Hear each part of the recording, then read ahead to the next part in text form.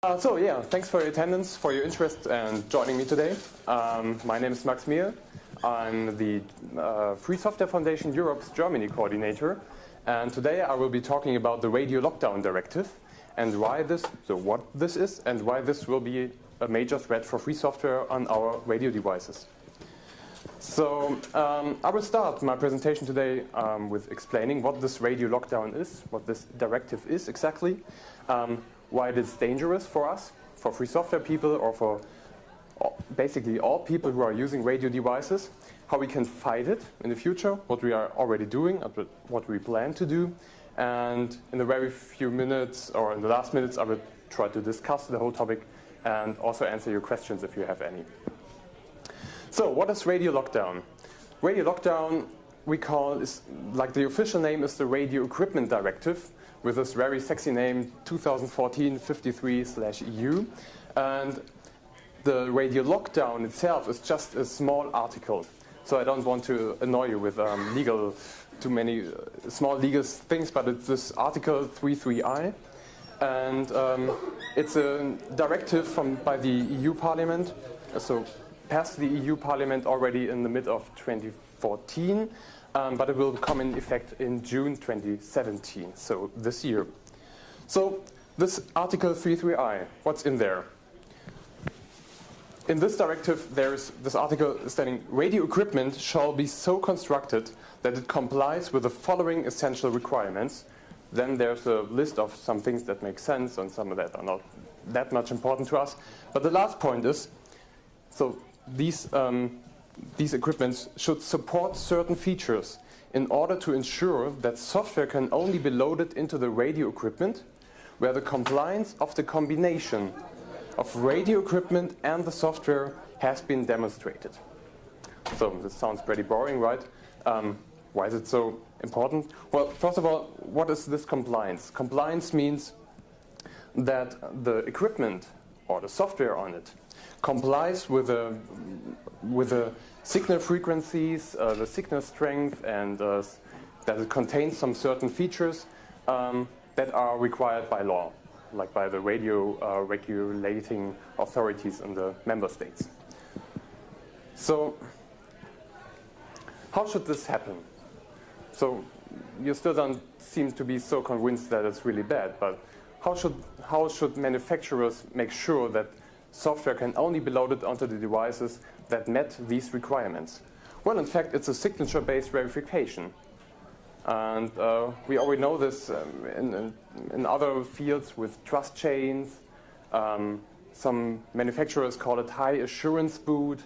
We know this from the personal computer or the computer sector with secure boot, what we've seen with Microsoft happening. And in fact, it's just another digital restriction management, a DRM, so that we as users can no longer access the devices or cannot no longer do everything with the devices that we could do, but that there's a software restriction on it. So the regulating authorities are the ones that stand behind that, call that also cognitive radio. And what is that? That's more or less like a real-time communication of each and every radio device, so each device that can send or receive radio, communicating with the regulatory authorities. So again, this could be a solution, how this can be realized. It's not, in fact, already installed, but this can be how it can look like. So that every device always knows where it is located, in which member state, in which country, and that it can obtain a spectrum license from this regulatory authority, so that the device always knows, or the software on it always knows, how and what frequencies can I send, with which signal strength. So for example, in Germany, routers may only send with 100 milliwatts in the Wi-Fi frequency band, so that the device always knows where it is and what it is allowed to do. So one of the people who is working on that topic too calls it the wet dream of the regulators. So yeah, why is this dangerous? Well, first of all, it affects all radio-capable devices. So all devices that can send or receive radio waves. So, for example, these are the routers that we were talking about, but this is also a smartphone. Or, excuse me, yeah? If I may quickly interrupt, it's also about pure receivers, where the regulatory requirements doesn't make sense at all. Exactly. We're receiving a GPS signal. How can it interfere with anyone else? Yeah. I'm just repeating that for the stream, that it's also not only sending devices, but also pure devices that only receive signals, like for example, GPS receivers. Yes. So this is really crazy. This is basically bad for many things. For example, for free software initiatives like OpenWRT, or the communities around the Android custom ROMs, community Wi-Fi projects like Freifunk, but also for the people who are writing the drivers for Wi-Fi devices or something like that. So basically, all people that write software that can be loaded onto hardware devices, which they buy from the shelf somewhere. So this is bad because we still don't know, or we have no idea, and in this directive it's not written how this compliance assessment process should be running. So the manufacturers have to check or have to make sure that only software can be loaded onto those devices that meet these requirements. But how does this procedure look like? As far as we know, if you write a firmware or software that should be loaded onto a device, you have to send this software to the manufacturer, and then somehow, magically, he finds out whether this is okay or this is not okay. But there's no definition on how long this process should take place, if they only have 4 weeks or 4 years. Yeah. This has to happen probably for every single software that is written, so for every update as well. So if you're a developer of OpenWRT, for every security update, you may have to send your software to the manufacturer, and he then has to assess whether the software meets the requirements. So this is raising the costs extremely, the time-wise costs, and maybe also the hardware costs for community Wi-Fi projects. Maybe they have to choose other models, other router models, for example, that are more costly because the manufacturers have a better process of assessing the software. And yeah, this is just crazy bureaucracy, right? Because for everything we have to send the software somewhere and have to check it somehow, and we have this trust chains and so on. This is really bad for free software businesses. It's a completely legit business model to buy off-the-shelf hardware and build a software or firmware around it, and then sell it to your customers. And this directive installs a huge competition issue because the manufacturer of the original hardware can just take himself a long time to assess the software of the software or the free software business or whatever business. So they can influence how fast software updates can be rolled out and features can be rolled out. This is really bad for device security because it disables us, the users and the people outside, to update their firmware or to install new software, new firmware on the devices that we own, actually.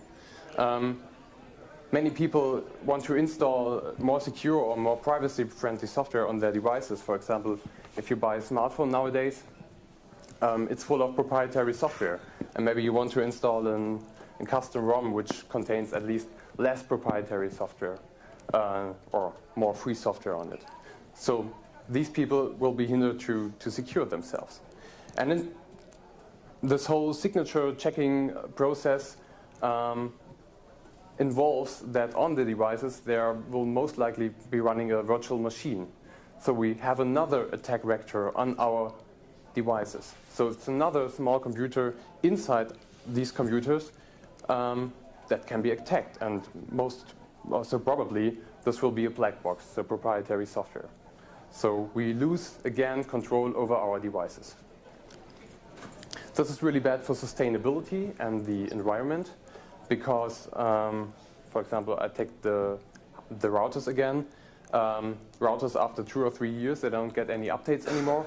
And people are used to then maybe installing other firmware on it, like the mentioned Lead or OpenWRT, to lengthen the life cycle of their hardware.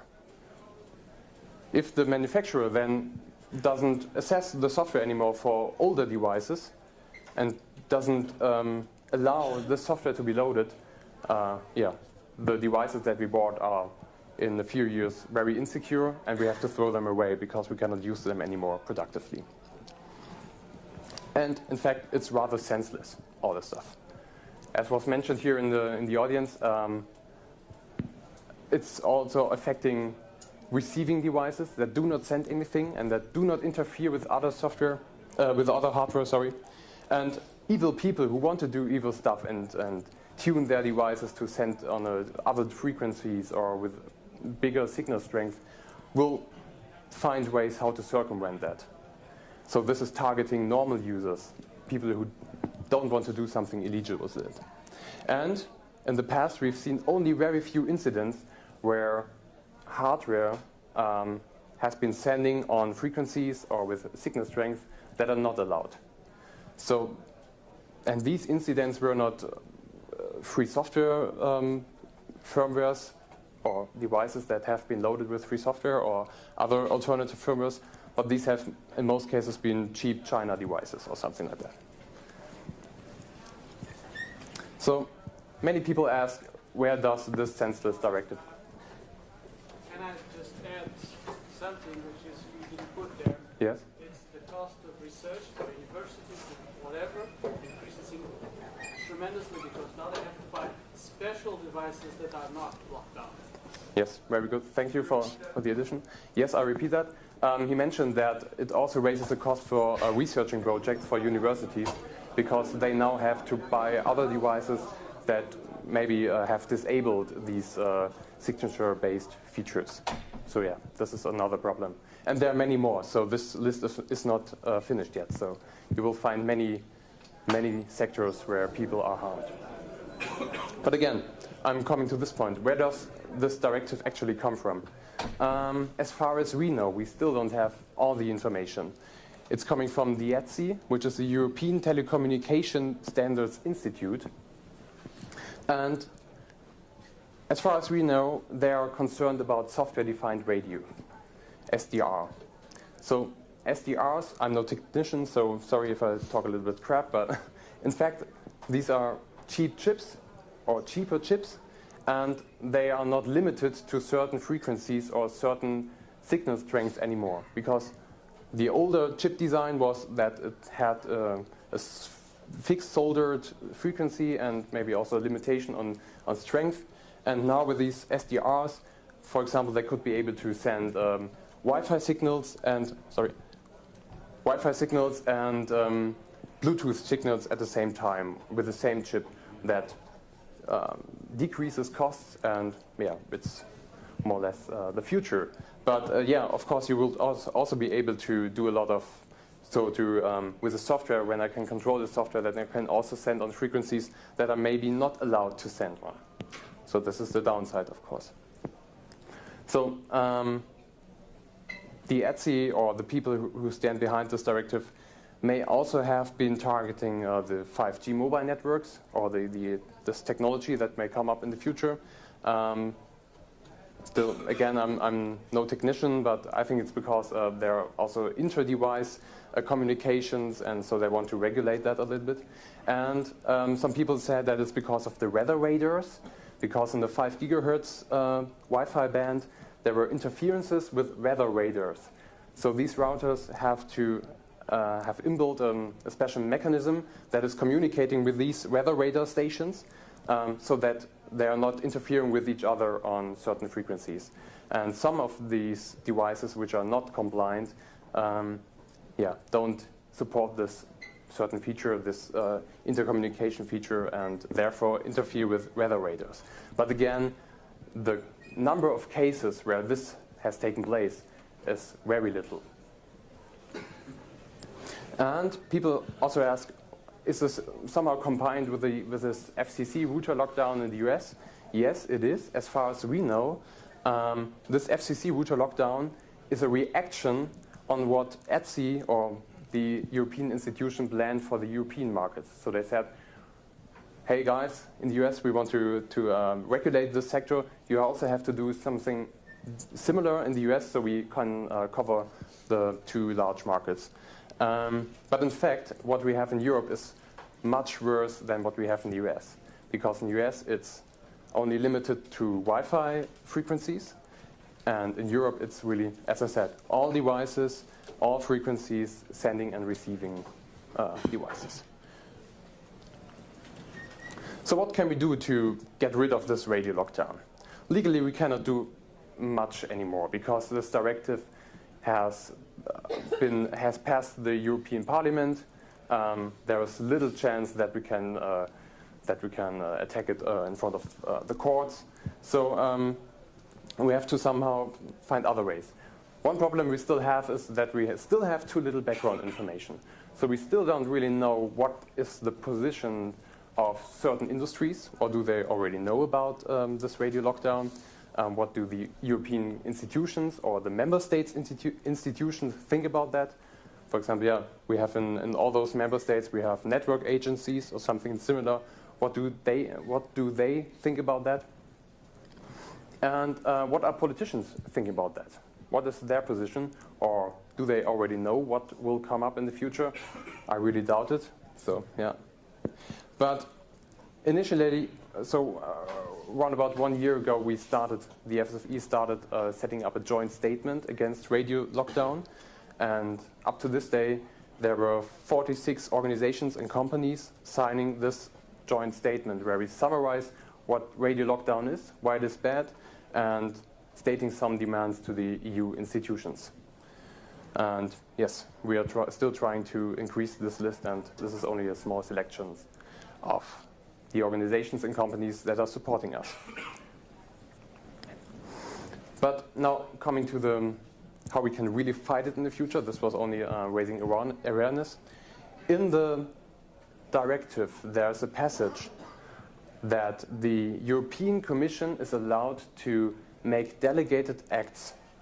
And delegated acts are a possibility to, in this case, to define the classes of devices which are affected by radio lockdown. This sounds a little bit complicated, but the European Commission can define, for example, that all devices that send Wi-Fi signals are excluded from the radio lockdown.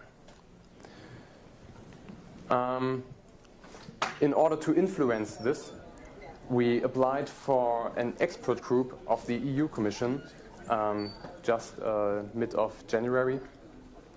And we hope to get into there to influence this definition of classes. But we still don't know what, as I said, we still don't know what the EU institutions and the policymakers are targeting at. If they want to make broad exceptions for device classes, or if they want it to stay the same. And we also want to get in there to gather some information. So, as far as I know, the Free Software Foundation Europe applied for that, and also 2 other organizations that we know that share parts or large parts of our opinion on that. So yeah, let's hope that we can get into this body. And in fact, we are still, from the first day on, we are trying to build alliances with other sectors. So, for example, with the science sector, we started to write and communicate what they're thinking about that and what their position is. And yes, the position of them is really opposing radio lockdown. We are trying to raise awareness in other industries. So we have little information how it is in the router segment, but we still don't know what, for example, with the GPS industry, what's happening there. We are trying to find alliances or allies in the civil society with the amateur radio operators, or with community Wi-Fi projects like Freifunk or Linux in Italy and so on. So yes, that's something that we still do, and that's something that I have been doing today, raising awareness in front of you, telling you that this is a really major threat for free software and for our freedom of access. And if you're if you're an organization or a company, please sign our joint statement. It's linked down here from this page. Join our mailing list. We have a moderated mailing list, or you can join this and to discuss the issues and help us finding answers for the questions we have. And yes, please discuss about that. Talk with that about that with your colleagues and so on. And yes. Please find me if you have any questions and we cannot answer all questions. Find me at the FSFE booth in Building K in the ground floor. Thanks for your attention. Thanks, Max. Question? We have skin in this game. Little IoT devices, too small to run digital signatures, for example. So have you spoken to any people who consider themselves into the IoT game and asked them if they're happy to quadruple the price of their product to put a smarter chip in to even be able to do any of that stuff? No, we have not directly spoken to anyone in this sector, but... Because it sounds like it kills the whole lot stone dead. Yes, but I think they will be obliged to comply with this directive, so they have to somehow implement a virtual machine or a chip that is checking these signatures. Let me tell you, it's not happening with the sort of stuff we're doing. So it would eliminate our product category, essentially. Yeah, in the worst case, yeah. Sure, it would be 10x, even maybe more. Hi, very interesting talk. It wasn't clear from the text of the directive, are existing hardware devices affected as well, or just new devices that are coming on the market? Just new devices, starting with those who come into the market from June 2017. So existing ones are excluded, as well as, and that maybe I can mention that, as well as amateur hardware, like hardware that is only available for amateur radio operators. But most amateur radio operators use off-the-shelf hardware that they can buy in the store. So it's rather senseless. Hi, thanks for your talk, Max. My name is Sebastian. I work for Julia Reda, who is the standing rapporteur in the European Parliament on the directive. And thank you for you up there who raised the question regarding the embedded devices that won't be able to check these signatures. So if I may, I would like to clarify that the signature checks are only a theoretical idea. So for now, we don't know how manufacturers will try to implement the whole measure at all. And I think, so what is happening right now is that an expert group firstly needs to define the classes of devices that are at all affected by the directive. For now, there is no class definition ready yet, and as far as I know, if it's not ready by June 2017, then I don't know what happens with the deadline regarding the manufacturers, because they are told that they cannot any longer provide these devices on the European market anymore if the class definitions aren't done until then. So I would expect that for these, I will call them dumb devices that won't be able to check signatures, that won't be able to receive updates, because once in a while something will be broken, and then certain devices will need to be. I know you know all that from Blu-ray, so I won't go into it. So I would expect that these devices would be taken out of the definition. Now, my question, I do have a question, but it may not be to you, but rather to the audience, is so we have a couple of people who we know who have applied for this expert group, and my question to the audience is, do you know how we can define a number of devices that should be excluded from the directive without telling the Commission, well, basically exclude all SDR devices, because that won't happen? You could probably just start with things like the existing... Hold on a second. Would you speak in the microphone? Thanks. Can I shout loud enough to get straight on the tape? You could probably start with, I mean, okay, I've only read the UK version of the thing which defines all the EU bans and how you're allowed to use them and the duty cycles and so on. But you could probably sensibly say that anything which is allowed to use a shared channel and that has limits on its duty cycle and its power, providing it is compliant with those, should be excluded. And that would probably exclude 90% of the non-threatening things straight away, because you've already got wording which you could probably latch onto to make that happen with a stroke of a pen. Okay, one more follow-up, Jerv, and then we have one last question. It seems to me that the big problems are with bands and radiated power. And what we want to be able to do is just put our software on the device. So if the class definition excluded devices where the bands and radiated power were regulated in hardware, manufacturers could then put a little circuit on the device that prevented it going outside those bands and radiated power, but then the entire software of the device could still be open because the software wouldn't be able to break the limits imposed by the hardware. That might be a way of getting completely free software on the devices while still making sure that they couldn't go outside their limits. And the definition could say, if the limits are in hardware, none of this applies. I'm sorry, we only have time for one last question. You had your hand up earlier. Maybe one comment to that. One problem we have with the member states. We have one problem with the member states that in the 28 member states there are different limitations on frequencies and signal strength, as far as I know. So manufacturers would have to set the limits for each and every country individually. But there are some that are harmonised, so those could be covered where it is harmonised. Sorry. Sorry, there was some.